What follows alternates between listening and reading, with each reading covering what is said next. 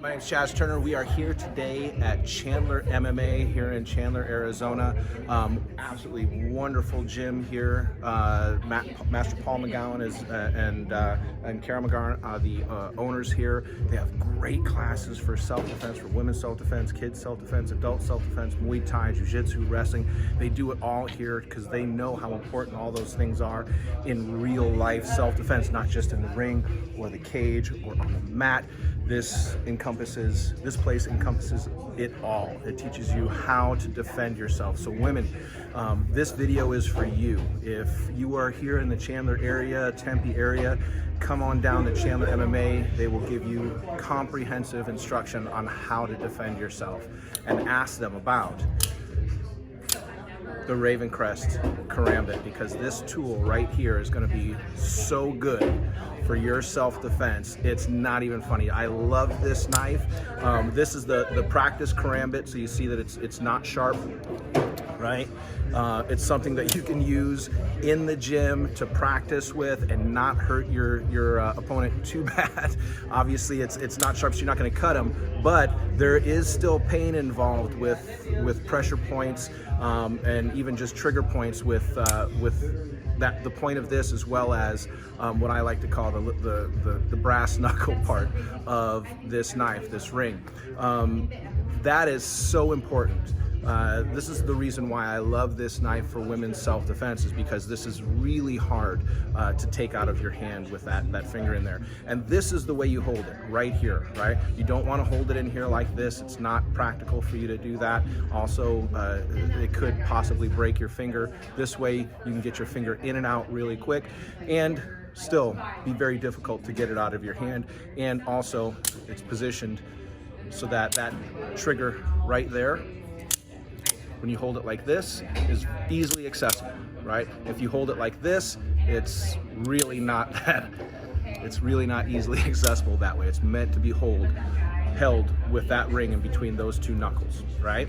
And also it allows us to strike with that piece as well, like a brass knuckle. So this is fantastic. Not only that, the comfort in your hand, it's just so comfortable. It's an easy grip, and also it's well hidden, right? You really can't see that in my hand if I have it. So if you're walking in the parking lot, you're at a club and you're headed out to your car in the parking lot, or at a grocery store or wherever, you can keep this in your hand and no one will see it, right?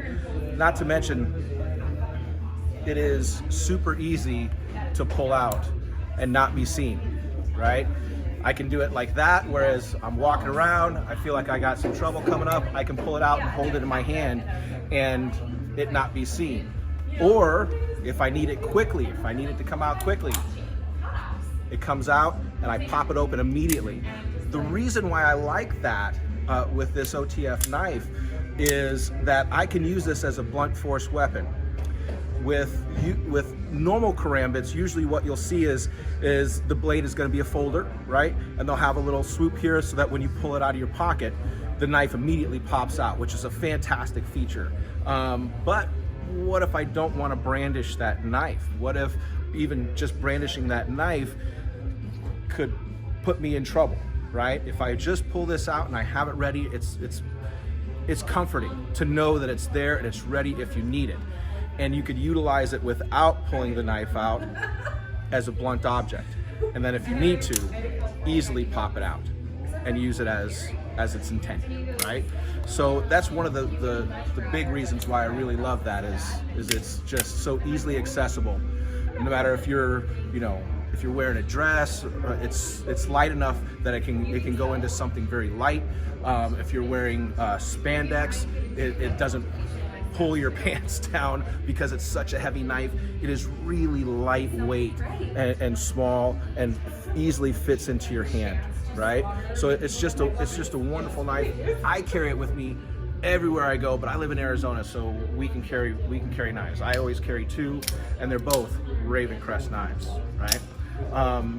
So let's get started and start showing you some self-defense moves. They're gonna be basic. This is the very first video, so we're gonna try and keep it simple. The reason why we do that is if I tried to show you a move that is 4, 5, 6 steps, when you get attacked, your adrenaline dumps.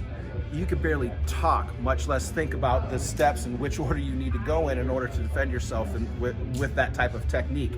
We're gonna keep this 1, 2, possibly 3 steps so that it's easy to remember, it's easy to do, it's easy to get away from, and you don't have to do all kinds of elaborate things.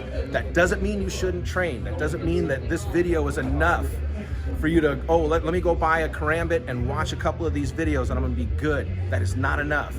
It's cool, I'm glad that you're doing it, but you need more. You need to train. It needs to be automatic. It needs to be in your muscles. It needs to be muscle memory for you to be as good as you can be and totally be safe and feel comfortable and confident going out in any situation. So even though I'm glad you're watching this video, you need to get out there and train at places like Chandler MMA here in Arizona, all right? All right, let's get to it. All right, so one of the most important things in women's self-defense, Erica, and you've taken classes with me before, so you know this, is how you carry yourself. If you don't look people in the eye, if you don't carry yourself in such a way that you let them know that you're not a victim, the likelihood of you being attacked is going to go up, right? And so using your voice, using your attitude, using your eyes, making sure that you see them and you're looking at what they're wearing and be like, what? What's going on? What? Hey. Right? And that will let them know, hey, I'm not a victim. Go pick a victim, right? Because an attacker wants someone that is going to be easily overcome. They're not going to want someone who is going to fight back. And if they feel like you're going to fight back, be like, okay, cool, I'm out, right? Let me go find a victim. So using your voice, using your attitude, looking them in the eye, making sure that you know, hey man, I know what you're wearing, right? You're like already like you're too close to me right now. Like this is making me, yeah, absolutely. Yeah. Imagine if I were, much taller. I'm not a big guy, I'm like 5'9", I'm 190 pounds. I'm not a big dude, but if I were 6'4", 6'5", and 280 pounds, imagine that, right? We're not equal, right? And that's one of the things that I really love about this knife, is because this is the great equalizer. This is the thing that takes that size and height advantage. It doesn't take it away, but it certainly makes things a lot more even, right?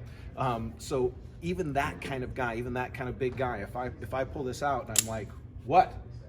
Right? He's gonna think twice about getting cut, because there is no way that a person is gonna get close to somebody with a knife and not get cut if their intent is to harm them, right? You are going to get cut no matter what. That's going to happen. I am a Hapkido master, and I have people ask me all the time, what's the best defense to a knife? My immediate answer is to turn and run. That's the best defense to a knife. Don't let them get close to you. Get the hell out of there. Otherwise, any defense that you do, the likelihood of you getting cut is very high. I don't care how good you are. If that person is even a little bit experienced in how to fight with a knife, you're getting cut, period. I don't care who you are, right? If you get close enough to somebody, you are going to get cut. It is so easy to do, right? That's why I love knives as a self-defense weapon, right? But pulling that out is gonna say, I don't want you messing with me, right? And that may just be enough in order to just brandish that weapon, right? If you feel like you're in that situation, because that's what the police are going to ask you. Like, did you fear for your life? Yes, I did. He's a big dude, and he was, being aggressive, and so I brandished my weapon to stop him from coming forward. And then it's totally cool. It's a different situation, right? But just doing that, having that attitude, using your voice, looking at him, and not shying away and not looking at him and looking meek. You look like a victim, and that's who people who attack women, that's who those people are looking for, are those victims. So don't be that person, right? Use your eyes, use your voice, use your posture. Don't be nice. Right? And don't be a victim. They'll go get somebody else. Now, that's not to say that that's going to work on everybody, right? Surprise attacks, guys who are drunk or high or whatever, they're going to do what they're going to do. And then that's when we start using these techniques, okay? So let's get into the first technique, right? Okay, so the first thing we're going to do is we're going to do it without the knife in her hand. Let's say she's, walking in a grocery store or walking in a parking lot, whatever the situation, it doesn't matter. She's got her back to me, right? And I come up and I try to get her attention by, grabbing her hand or grabbing her wrist and, hey, I want to talk to you, whatever. And just know, guys, that is never welcome. That is never something you should do. Keep your hands to yourself. Never touch a woman that you don't know, right? You don't know how she is going to react to that. You don't know what her history is and how she feels about that kind of stuff. Just don't do it. But some guys are idiots, and this is what they do, right? So I come up and grab. She doesn't have the knife in her hand at this point, right? She also doesn't like to be touched. And so what she's immediately going to do is she's going to keep that elbow in tight. She's going to take one step back and get into a good stance. She's going to take her other hand and reinforce the strength here of her body. Elbows are going to be in tight, and she's going to twist her body and get that out and step back immediately, right? There's no way I can hold on. Zero chance I'm holding on to her wrist like that, okay? As soon as she does that, boom, she doesn't even have to do it that hard. Okay. No, it's good that you did. It's good that you did. She doesn't have to do it that hard. It's going to come out right away, and she gets the distance that she needs, right? So real easy. I come here, and she goes over my thumb, right? Just over my thumb, just like that, and that opens to the open part of that grip. She uses her other hand as reinforcement, and boom, and it just pops right out, nice and slow. Just pops right out. Okay, it's super crazy. easy. Okay, and it's going to the open end of that grip. Okay, just make sure to keep the hands in tight. Boom, and there she's out, and she has her distance. Okay, now let's say she has her knife in her hand. Okay, she doesn't have it open. She just has it in her hand. Right, and I grab. She's going to do that same thing, but now this time without the knife open. And you can see we practiced this once already, right? This is what happened without the knife being open. Sorry. Okay, right? And she takes that and puts that metal piece right into my hand and creates pain on that point right there, okay? And even with just that, I'll want to just let go and be like, that's painful. I don't want to hold on to that. She adds the force of the turn and the other hand, boom, and she steps back. Yeah. Okay. So remember, step back and then step away. Okay. Okay. So as I get that, boom, right, and immediately, right. That's not even with the knife open. Okay. Now, if it's a forceful grab, I really have her now.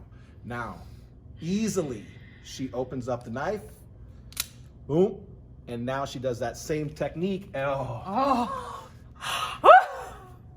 that was painful. Even with just the practice knife, putting that point in there, right, getting that over, boom, right, and putting that in there. And imagine if that's sharp as well, coming through, boom, and I am filleted. This is, oh, let me get away. This is, oh, let me get away. This is, I'm getting immediately violent. Okay? Anybody grabs your hair like that, they're attacking you for real. This is a control technique, this here. Okay. So you have to get immediately violent, right? You can get distance with this grab. You can get distance with this grab, but this is violence. Like I'm with you. Okay? Like it's gonna happen, right? So when this happens, what do? Boom, and we get distance. We pull the knife, right? And we get ready. Okay, we brandish it if we have to. We don't if we don't. Don't touch me. Right, we use our voice. We use our attitude, right? This happens, we step forward, boom, Don't we get our touch me. distance, brandish it if you need to, but pull it out and get ready. Get the distance so that you can get that out, right? Get the knife. But if this happens, we get immediately violent. And this is what we're going to do. You are immediately going to pull your knife, okay? If you already have it in your hand and I do this, right? You are going to turn into me, get close, and you're gonna start stabbing, right? Because that is a serious attack. He is doing that to get control of you, right? We're gonna start striking immediately, okay? If that is doing it without the knife being out, right? So you're where I'm where I'm like just hitting you anywhere with exactly. So what we would like to do, right? If you grab my hair and I don't have any hair, I have the knife already in my hand, I'm going to be striking. Oh, yeah. Oh, okay. Different points, right? Yeah. If it's out, right? I'm going to be striking. Oh God. Okay. Points. I didn't know. Okay. Okay. Right. Wow. And it's just the pressure alone is super uncomfortable. Right. Wow. Right. So, you know, that's one of the reasons why I love this, because that is your weapon. It's a blunt force strike if you don't want to kill somebody, because make no mistake about it, when that knife comes out and you put that into somebody's flesh, there is going to be serious damage. I don't care if you just take the point of that, the tip of that, and run that along his arm or his torso, whatever. That's hundreds and hundreds and hundreds of stitches that guy's going to get if he doesn't bleed out. If you hit it, you know, in the femoral artery or the brachial artery or the you know, right, it hooks. Any artery you hit, they're bleeding out within a matter of 30 seconds, right? So there's going to be some serious damage once that blade comes out. But if you don't want to take it to that level, right, you can leave that blade in and just use that as a blunt force instrument, okay, to hit, right, to hit, to hit, to hit, okay? And it takes that pounds per square inch, it takes the force that you're hitting with and amplifies it, right? And with it being that hard, it is extremely painful, right? So I do that, and she hits me, let's say she hits me directly in the chest, right, or the neck or the face, I am now going to let go, right? Because it's not just a simple strike, it is a very painful strike, right? And I'll have no choice. My body will automatically want to take my hands and protect what's hurt, right? And so when I grab and I pull, come, boom, and you start working me over, right? That's what's gonna make me let go and try to defend myself or hold on to whatever is being hit or protect whatever is being hit. Your body does that automatically, right? And to demonstrate that, I'm gonna do something really simple. This is super, super easy to kind of demonstrate that. The softer the place on your body, the more reaction you're gonna get, right? And so the simplest way to show this is just look me in the eye, okay? Right? When I go for her eye, right, and I just hit wind hit her eye, right? She blinked. She didn't think about blinking. She didn't consciously go, oh man, I better protect my eye from the wind and blink, right? It just blinked, okay? Imagine if I poked her in her eye. Not only will she blink, right, her head's gonna go back and then her hands are gonna go up to protect what was hurt, right? Same thing with a man and the groin, right? If you hit him in the groin, the butt's gonna go back and the hands are gonna go to protect whatever it's hit. In Muay Thai or in MMA, you know, if I'm throwing something high and his hands go up, my next strike is going low, yeah, right? And once I hit him somewhere low, the elbow comes down, bang, and then I can come up and go high. The same thing happens here. It happens all over your body. It just matters how hard I hit you, right? Because I can hit her in the chest here nice and easy and there's no reaction, but if I stabbed her there, right, there's gonna be a much different automatic reaction that her body's gonna do that she can't help, right? So if I'm grabbing her, however I'm grabbing her, and she hits me in the chest or she hits me in the face, right, I'm immediately going to let go and try, my body is going to let go and protect that area. Yeah. So this is so difficult to get away from, right? This hair grab, okay? And so we don't want to get away from it. We want to cause damage here. We want to get immediately violent, okay? And start causing damage so that makes him let go.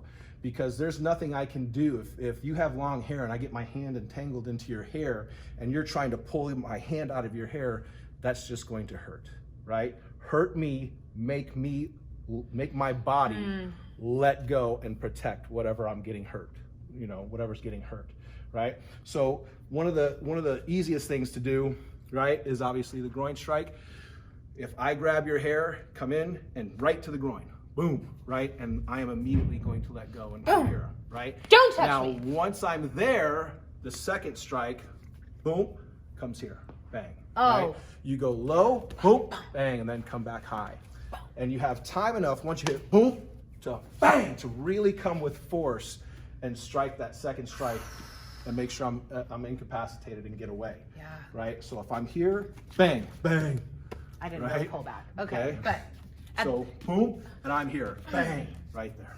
ooh. Okay, and then get out, get away. We're not looking to fight, right? We're not looking to go, oh man, and talk smack and try to do more damage to somebody. Yeah. We're looking to escape that situation. So once you do that damage, don't wait around. Don't enjoy your work. Don't. Or make sure that they're okay, because that's what a woman would do. Right? Don't do any of that. Get out, call Yeah. the cops, do whatever you need to do, but get out of the situation, cause the damage, and get out, right? So we grab here, let's just review. Elbow in, come on tight, use your body, boom, there we go, we get the distance, right? Hey baby, what's happening? Whoa, we're here, we're getting the distance. No, sorry. Okay, we're just getting away, getting the distance, and making sure that we can defend ourselves. Because those two things may not be the deadly attack that is going to require the force of that knife. Okay. But when this happens, now, bang, we get violent, right? We cause damage and we get out of there, right? Now, if he keeps on holding on, like if it's like his hand's just entangled and all that stuff, and he just keeps on holding on, he's just doing this, and he's just taking it. Now we can pull that out, right? And we can start working on the arm, working on the body, making sure that we're doing some serious damage so that he then can't take advantage of whatever he's doing here or hurt us with this here, right? We're gonna do some serious damage and then again, escape the situation, get out of there, right? Do your damage and get away, right? Gosh, you can feel such a difference in like your intentionality when you're touching me versus when you grab, like it completely changes. It's a whole different It's a scenario. whole, like, and it gets violent immediately, because I'm not just gonna go, oh, I'm grabbing her hair, right? So let's do this from here, right? I'm gonna grab, and I'm sorry for this, and I'm gonna pull, okay? And I'm gonna be violent here, okay? And rather than try to pull away from that grab, the best thing you can do is go towards it and turn into your assailant, right? Bang! Oh. I feel so. I hit you really hard. Sorry. Oh, stop. Sorry. That's okay. Sorry. That's okay. But even that, it was just like, boom, she didn't mean to hit. That hurts. And that's just, again,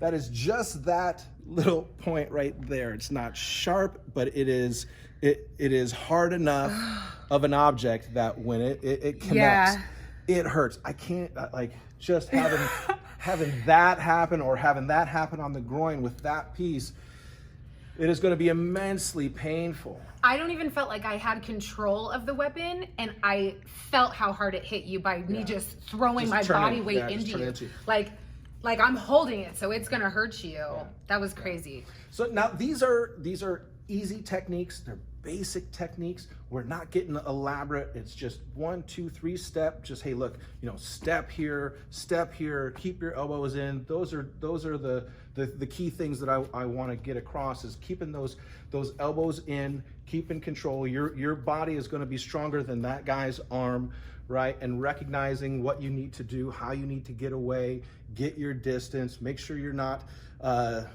acting like a victim, making sure that with your body language, your eyes, your voice, that you're saying, I'm not a victim, and not allowing somebody to touch you when you don't want to be touched, and letting them know that it is not okay. Most guys, they'll be like, cool, man, I'm so sorry, I apologize, I didn't mean to do that, I didn't know it was like that, sorry, and they'll go away. Some guys will try to get even more aggressive, or they'll grab you more aggressively. that's when we start to get a little more violent. That's when we're going to brandish the weapon and let them know, I am going to cut you, right? Those are the things that this little deal allows you to do, okay? Now, this is the very first video that we're doing. There is so much more that we have to cover, so much more that we have to cover. And we want to keep it simple. And every technique that I'm going to show you for women's self-defense with this Karambit is going to be as simple as possible. You're going to see other videos where guys are,